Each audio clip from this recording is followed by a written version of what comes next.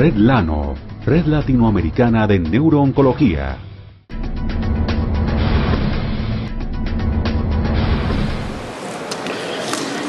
En este último bloque, que es de biología molecular y de transferencia, entonces me tocó hablar de microRNA in gliomas. Como el auditorio es tan diverso, voy a tratar de comenzar de la parte básica de los microRNA, que son, y su relación con glioblastoma. Entonces, vamos a ver cómo intervienen en la transición mesénquimo-epitelial, sirven para la clasificación haciendo subgrupos, para el diagnóstico, para el pronóstico, inclusive sirven para modular el tratamiento. Quienes llevaron a que se descubrieran los microRNA fueron el doctor Fire y el doctor Mello. Básicamente ellos trabajaron con un nemátodo y el nemátodo que tiene un movimiento rhabdoide tiene una sola gónada. Si en el nemátodo hay un silenciamiento de este gen, el animalito, el nemátodo tiene movimiento como en switch. Entonces ellos primero colocaron RNA en un sentido y la progenie del animalito no tenía movimiento. Luego le colocaron RNA en el antisentido y tampoco se presentaba movimiento, pero cuando pusieron doble RNA, entonces se presentaba este tipo de movimiento. Ello llevó a que se descubrieran los microRNAs. El microRNA es RNA no codificante.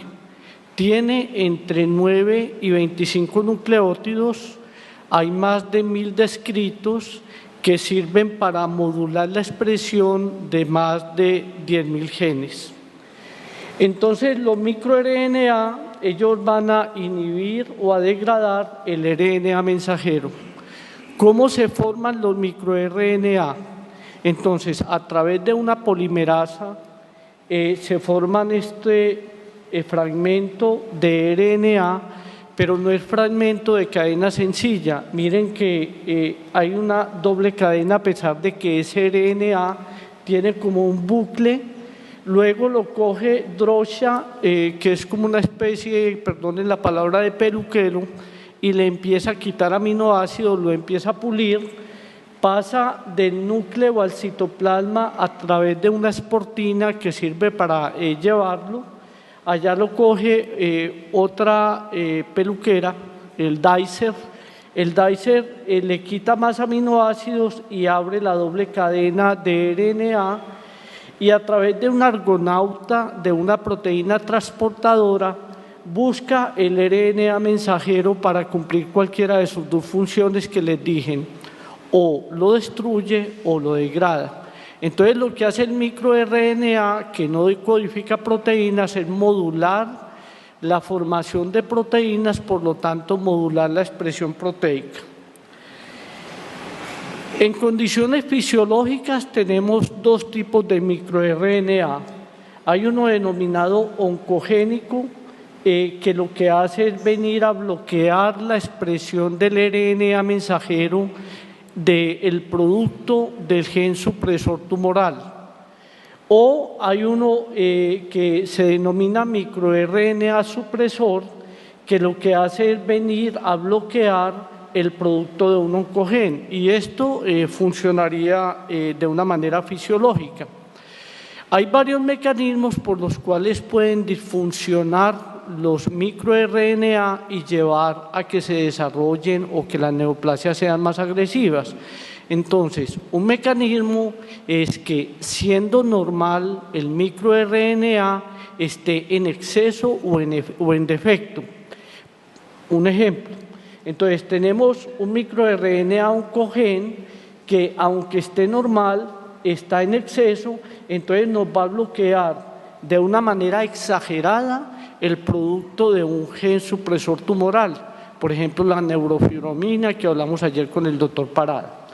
o en su caso contrario, un exceso o defecto, pongamos exceso, de microRNA supresor que frenaría en exceso el producto de un oncogeno. Pero para complicar más las cosas, los microRNA, fuera de que pueden ser normales funcionando en exceso o en defecto, también pueden tener algún tipo de disfunción. Entonces podemos tener un microRNA que no funcione adecuadamente en un momento determinado y que no cumpla la función de inhibir el producto de un gen supresor, o que lo inhiba, pero que haya resistencia para esa inhibición. Entonces hay múltiples mecanismos por los cuales los microRNA pueden llevar al desarrollo de neoplasia, y los dos mecanismos más frecuentes se resumen en esta diapositiva. Entonces, en el microRNA oncogénico viene el microRNA que frena el producto de un gen supresor. Básicamente, él se une a este complejo, que es un microprocesador denominado RISC, y al inhibir la neurofibromina, por ejemplo, lleva a que se forme el neurofibroma. O en el otro extremo, a pesar de que existían todos esos mecanismos, pero el más importante, digamos, es este, viene un microRNA que lo que hace es activar o potencializar el producto de un oncogen, también llevando a que se desarrolle neoplasia, por ejemplo, por disminución o por difusión de tal microRNA funcional. Esto es una diapositiva en cáncer de mama, pero que me sirve como introducción para la parte del glioblastoma. Los microRNA realmente tienen injerencia no solo en el desarrollo de cáncer, sino en la formación y funcionamiento normal de los órganos, pero en el caso de cáncer sirven para la iniciación, el desarrollo, la progresión. Ustedes ven ahí, sirven para hacer diagnóstico como biomarcadores y sirven como algo que se puede hacer desde el punto de vista terapéutico. Entonces voy a tratar de desarrollar esos ítems en lo que podemos hacer en glioblastoma multiforme.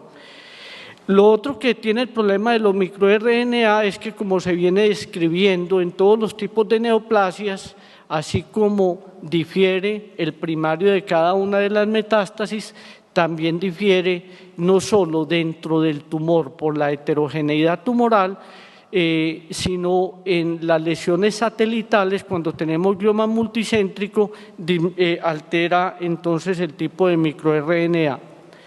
Estos son los más frecuentes en glioblastoma,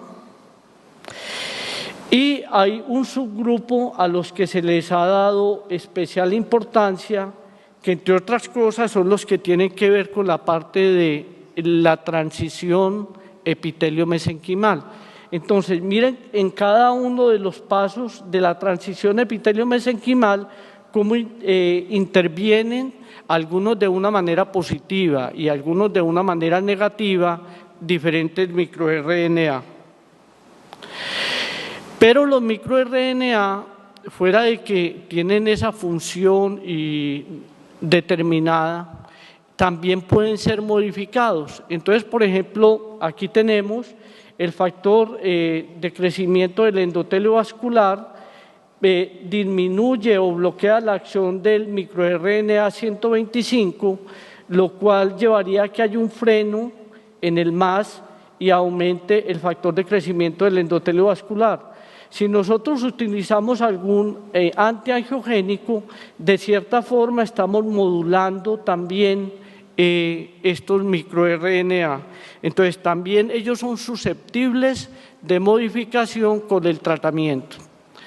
Esta diapositiva yo se la mostré en la mañana, pero me sirve para algo más. Yo les decía de que hay algo muy interesante, el doctor Parada ayer hacía alusión a las células STEM, pero hay algo que llama mucho la atención en los pacientes con glioblastoma, y es que la recaída en el 80% de los casos es en el sitio irradiado.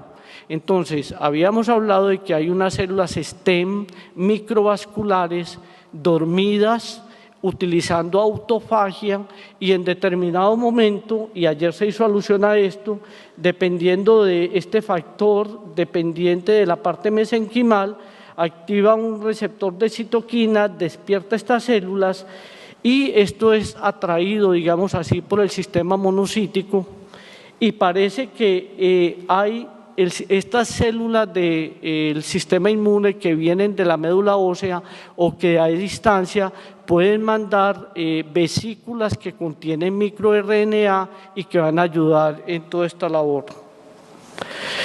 Los microRNA también se están utilizando en otras cosas, entonces están sirviendo para subclasificar los tipos de gliomas.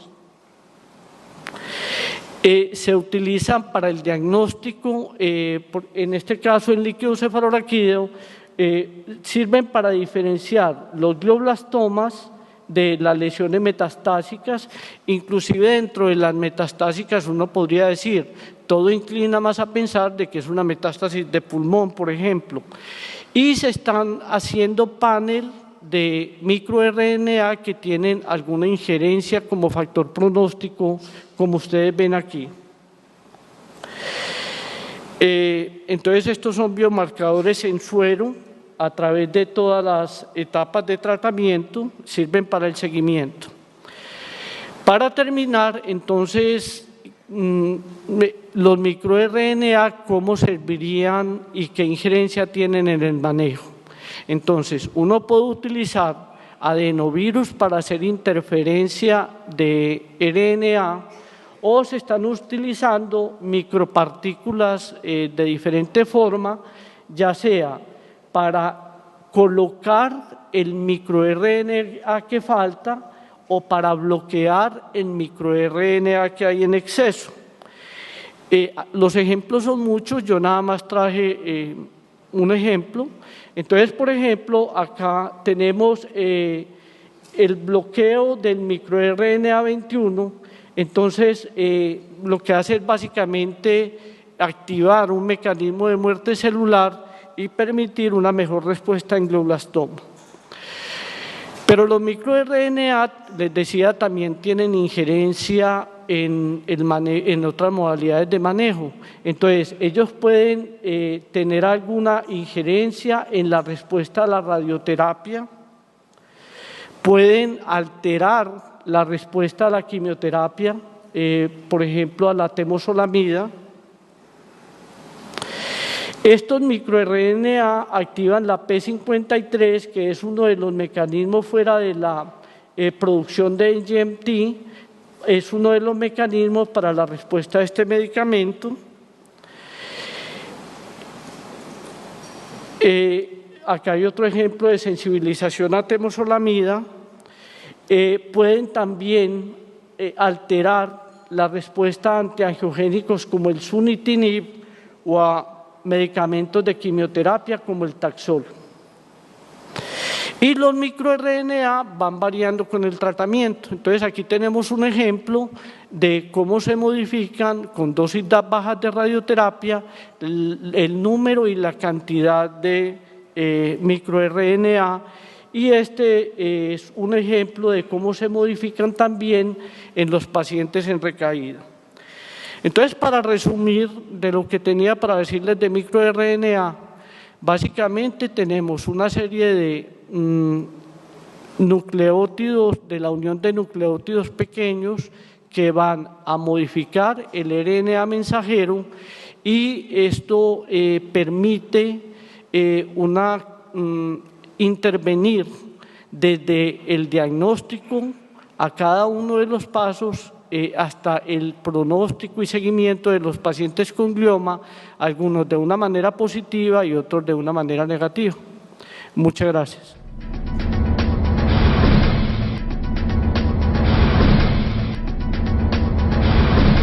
Red Lano, Red Latinoamericana de Neurooncología.